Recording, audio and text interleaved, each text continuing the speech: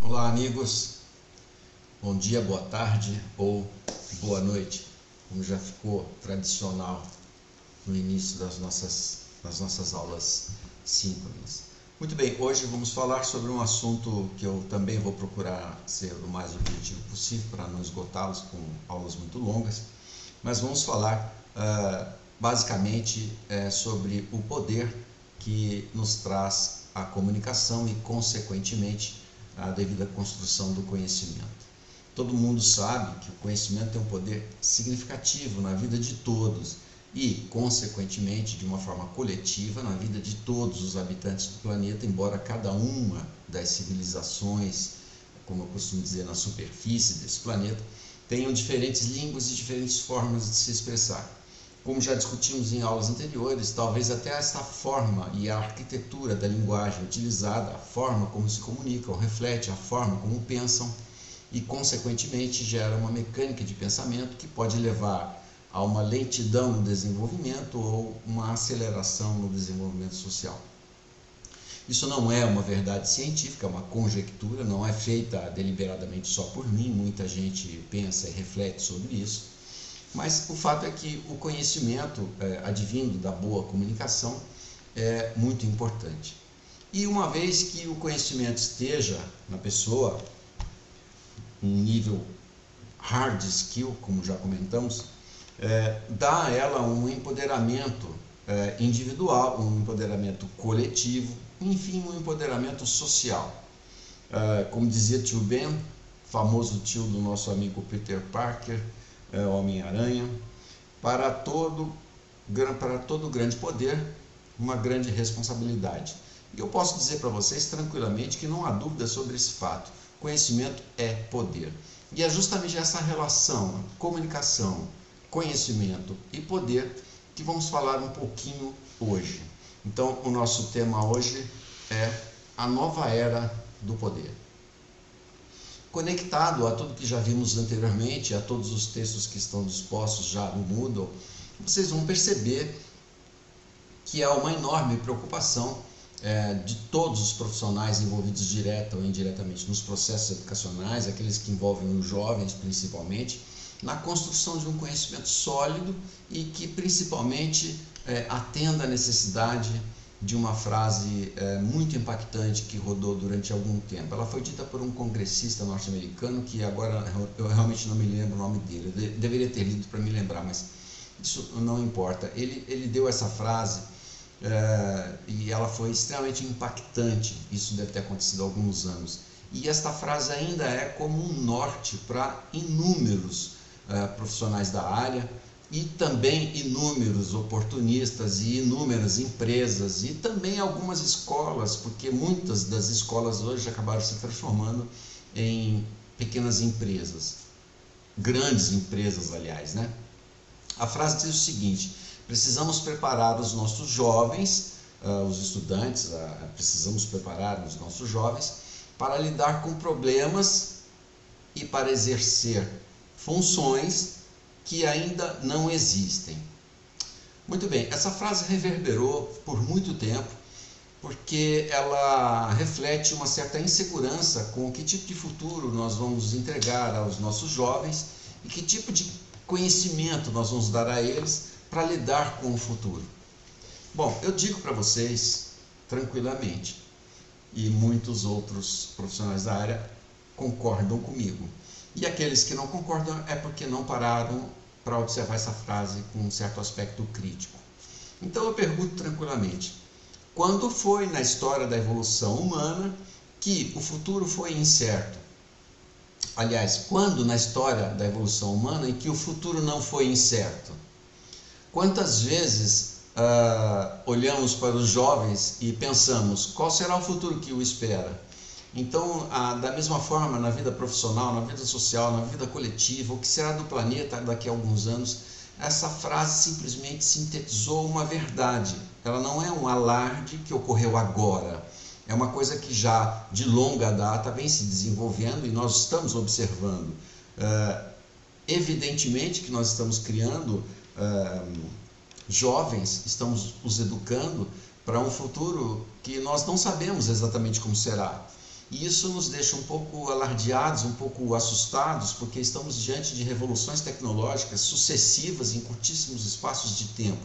Então, essa frase nos pega de uma forma impactante, porque há um exemplo simples na história da comunicação, como vimos anteriormente. A televisão levou cerca de 40 anos para se entranhar na sociedade. A primeira emissora de televisão levou 20 anos para começar a rodar. Enquanto que a internet, em 5 anos, tomou conta de todo o planeta. E nos últimos 10 anos temos experimentado inúmeras transformações sociais, como a queda de inúmeras profissões, o surgimento de novas profissões.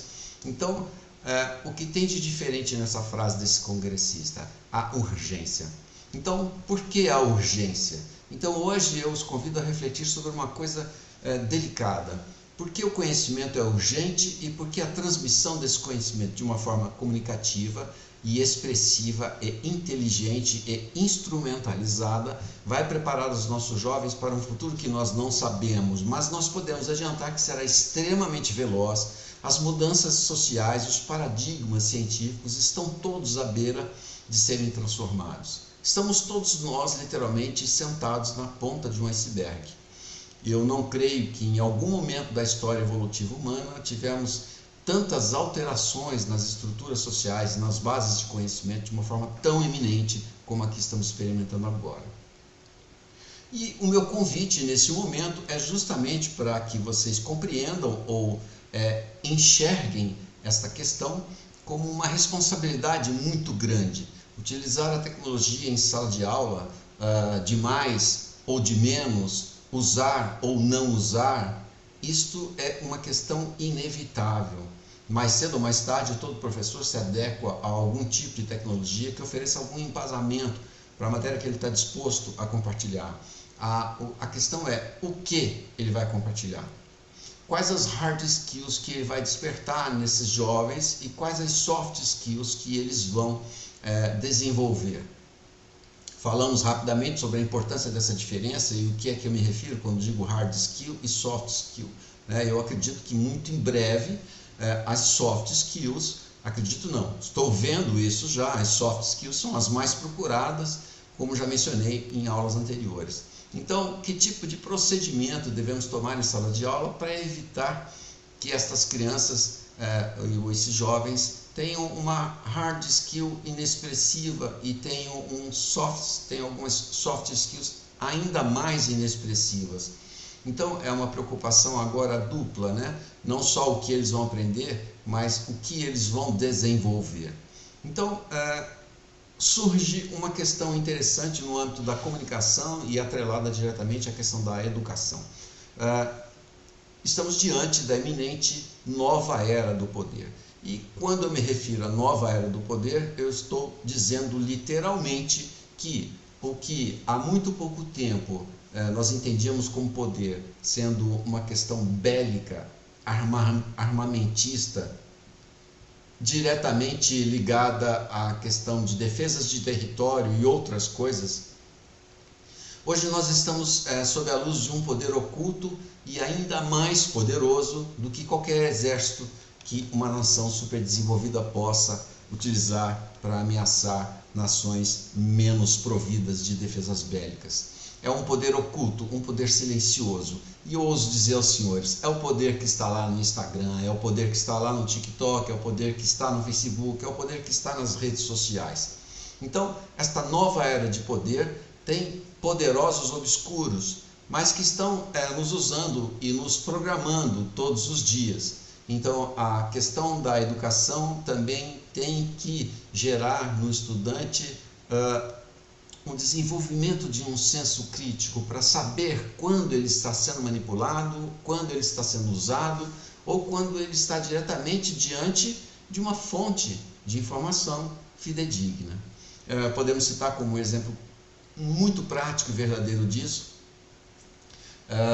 uma das redes sociais que eu considero mais manipulativas, tanto tecnicamente quanto em relação ao seu conteúdo, a rede TikTok. Ela é TikTok. TikTok, parece até deu um branco agora, bom, me desculpem, vocês sabem a qual é a rede que eu me refiro. ela usa um algoritmo de geolocalização. A sede dessa rede é na China. Ela usa um algoritmo de geolocalização, assim como todas as outras, e que dispara conteúdos para você não só baseados na sua preferência, mas também no país em que você está.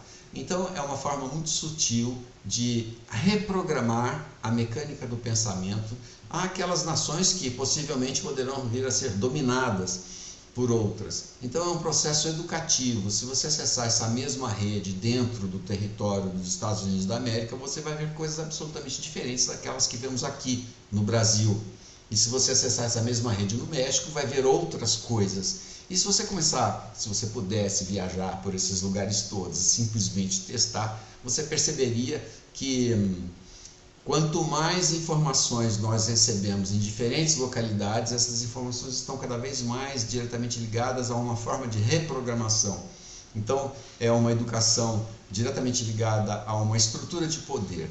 Então, essa estrutura de poder é que está sendo hoje, então, manipulada pelas redes sociais e se encaixa no nosso processo de construção de novas metodologias de trabalho, novas técnicas pedagógicas, e tentar acalmar um pouco o espírito dos professores que se sentem naturalmente oprimidos por uma frase como essa, que estamos educando, ensinando os nossos jovens a lidar com problemas e a exercer funções que ainda não existem. Fica tranquilo, gente, pelo amor de Deus, nunca nós soubemos quais serão as novas profissões, então, portanto, nós temos que prepará-los emocionalmente também. Mas vamos então dar uma rápida passada sobre o que eu preparei para vocês sobre a nova era do poder. Muito bem, depois que eu dei esse preâmbulo, quando eu digo a nova era de poder e atrelo isso a um conteúdo que está diretamente ligado a processos de comunicação e que, por sua vez, estão ligados a processos educacionais e que a somatória desse todo cria um indivíduo, cria uma coletividade, promove a ascensão financeira e social de todo um país, eu estou falando de concentração de conhecimento. Quando o conhecimento passa a ser extremamente pontuado e concentrado, na direta proporção a um exercício de poder. Então, nós estamos diante de um processo de construção de poder e que está sendo delegado a um grupo cada vez menor de pessoas. Veja lá, a concentração de conhecimento. Muito bem, como a tecnologia tem influenciado nisso? O que isso tem a ver com a nossa história? Tem muito a ver, porque tudo que estamos estudando agora tem um know-how de desenvolvimento absolutamente importado e concentrado num grupo pequeno de pessoas. Então, a concentração de poder, a concentração de conhecimento é, sim, uma forma de desenvolvimento de um novo poder, uma nova era de poder. Então, concentramos o conhecimento. Nós estamos vendo claramente também a concentração de diferentes estruturas para manter esse conhecimento. Está cada vez mais difícil de você ter acesso a algumas coisas em termos de manufatura, processos de pré-industrialização, e estamos percebendo cada vez mais um desencorajamento na criação de novas ideias e novos conceitos e de novos conhecimentos. No nosso país tem muita gente muito boa trabalhando no desenvolvimento de novas ideias, tem muitas startups, tem muita gente tentando fazer a diferença, mas ainda não é suficiente porque nós não estamos estimulando os nossos jovens suficientemente bem para que eles possam ter este espírito inovador e estarem empoderados de um conhecimento mais profundo para poder resistir a esta concentração de poder que está nos retirando o domínio. Então, o domínio sobre nós mesmos, sobre o controle, Então, as concentrações de conhecimento, de estrutura e também, consequentemente, como a concentração de conhecimento, como a concentração de estrutura, obviamente a concentração de decisão. Isso são os alicerces do poder hoje. Então, modernamente, estaríamos nós preparados para essa nova era de poder? Olha, eu realmente não sei se estamos preparados, mas o fato é que já estamos vivendo uma nova era de poder. É muito poder para muito poucas pessoas. E esse poder advém de um conhecimento tecnológico expressivo. E quanto maior esse conhecimento, mais os recursos e mais difícil fica alcançá-los e procurar algum tipo de competitividade ou alguma forma de democracia nesta simbólica ditadura tecnológica que nós estamos vivendo em relação à coletividade.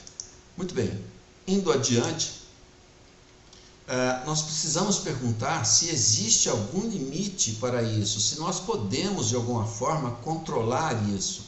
Bom, isso não é exatamente uma pergunta em que eu me proponho a responder nesse momento. É apenas uma pergunta que eu jogo para vocês, para que desperte o senso crítico em vocês, para que vocês reflitam sobre isso. Então, existe algum limite à construção do conhecimento e à quebra de paradigmas? Isso não é uma pergunta, é uma afirmação, né? A construção do conhecimento e a quebra de paradigmas. Existe algum limite para isso? Não, não existe exatamente um limite, mas nós precisamos refletir sobre isso, tá?